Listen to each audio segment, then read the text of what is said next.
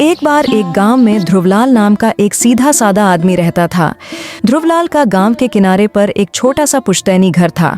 घर में वह, उसकी पत्नी मीरा और उनकी हाल ही में जन्मी दुधमुही बच्ची रहती थी।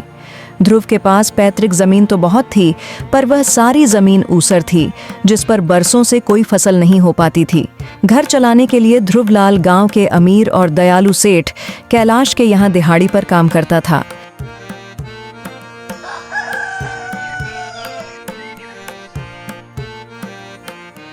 ओ मीरा, भाग्यवान, आज सेठ जी के यहाँ लकड़ी चीरने का बहुत बड़ा काम है। मुझे जल्दी जाना होगा। दोपहर का खाना खाने मैं नहीं आ पाऊंगा। तुम आज खाना किसी के हाथ सेठ जी के घर भेज देना। इतना कहकर ध्रुवलाल काम के लिए निकल जाता है।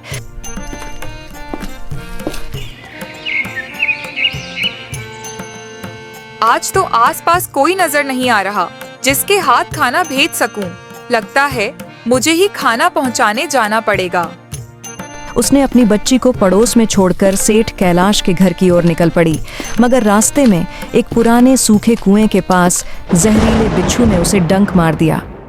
अरे, यह क्या चुभा? कांटा तो नहीं लगा, पर कितना तेज दर्द हो रहा है। बिच्छू के डंक मारते ही मीरा जमीन पर गिर गई और दर्द से चीखने लगी। जल्दी ही वहां भीड़ जमा हो गई। कुछ देर बाद एक आदमी हांफते हुए सेठ जी के घर पहुंचा। ध्रुवलाल, अभी अभी गांव से खबर आई है, तुम्हारी पत्नी को बिच्छू ने काट लिया है। तुम्हें तुरंत वहां जाना होगा। ध्रुव स्तब्ध रह गया और तुरंत घटनास्थल की ओर भागा। अफसोस, बिच्छू का झर इतना तेज था कि ध्रुव की पत्नी नहीं बच पाई।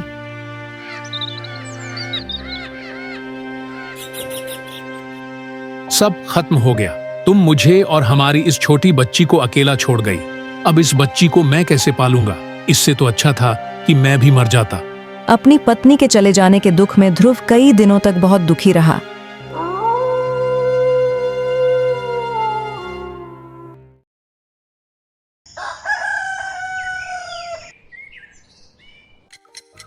कुछ साल बाद ध्रुवलाल के जीवन में फिर से खुशियां लौटीं।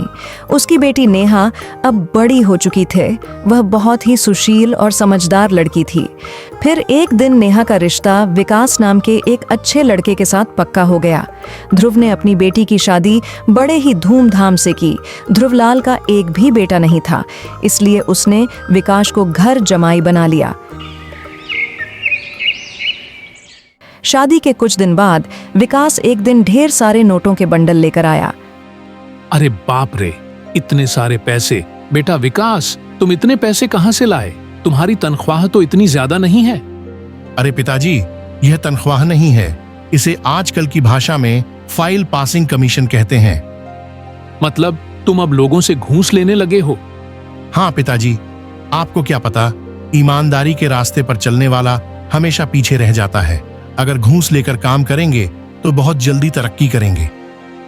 बेटा, जो ईमानदारी के रास्ते से धीरे धीरे आगे बढ़ता है वह बहुत लंबे समय तक टिका रहता है, और जो यह घूस खाकर आगे बढ़ता है वह बहुत ही जल्दी बर्बाद होता है। आगे तेरी मर्जी।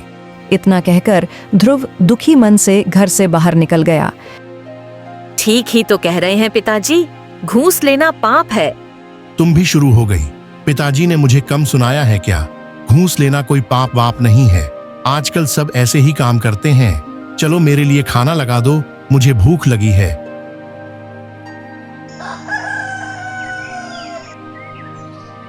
इसी तरह ध्रुवलाल का दामाद लोगों से घूस खाने लगा।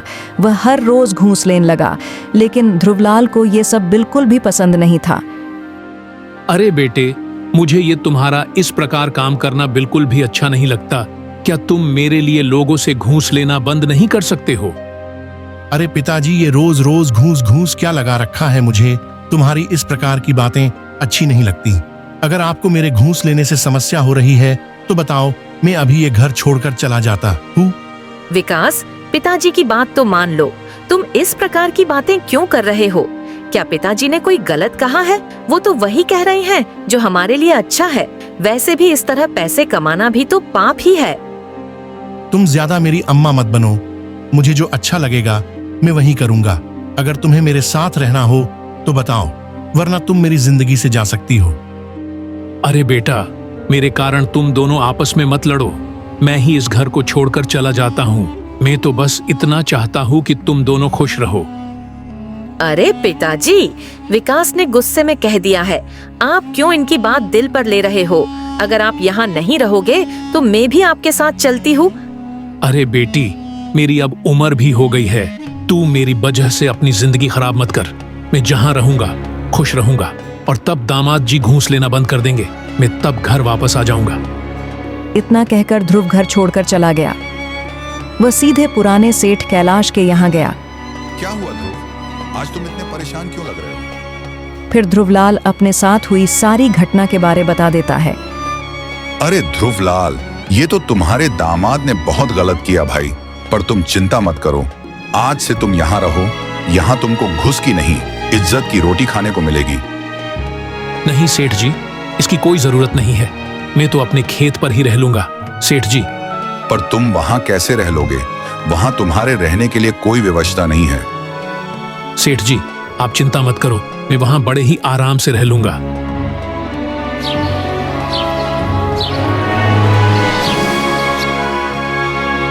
तुम्हारा मुंह उतरा हुआ क्यों लग रहा है?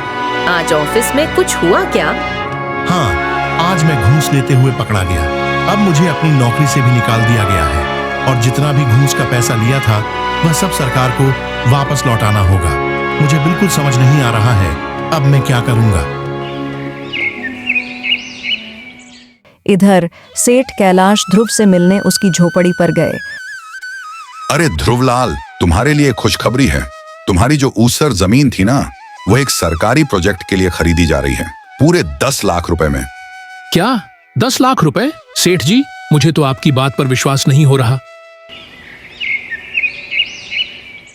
ध्रुव ने अपनी ऊसर जमीन को बेचकर उसी गांव में जमीन के पैसे से एक बढ़िया सा नया घर बनवा लिया। उधर विकास और नेहा का हाल बुरा था। उनका घर भी सरकारी नियम के अनुसार जब्त कर लिया गया। विकास और नेहा आखिरकार ध्रुव के नए घर के दरवाजे पर पहुंचे। आओ बेटा, अब तो तुम्हारा ससुर लखपति बन गया है। तुम केवल पैसों के लालच में ही आए हो, मैं जानता हूं। अरे सेठ जी, अब छोड़िए, वह अभी बच्चा है। उससे एक छोटी सी गलती हो गई। पिताजी, मुझे माफ कर दो, मुझसे बहुत बड़ी गलती हो गई।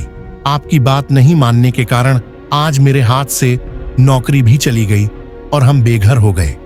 कोई बात नहीं बेटा, तुझे कहा था ना मैंने कि ईमानदारी के रास्ते पर चलेगा तो खूब आगे जाएगा। अब देख लिया ना बेईमानी के रास्ते का परिणाम। ध्रुव ने उन्हें माफ कर दिया, लेकिन विकास और नेहा ने यह सबक हमेशा याद रखा कि ईमानदारी ही सच्चा धन है।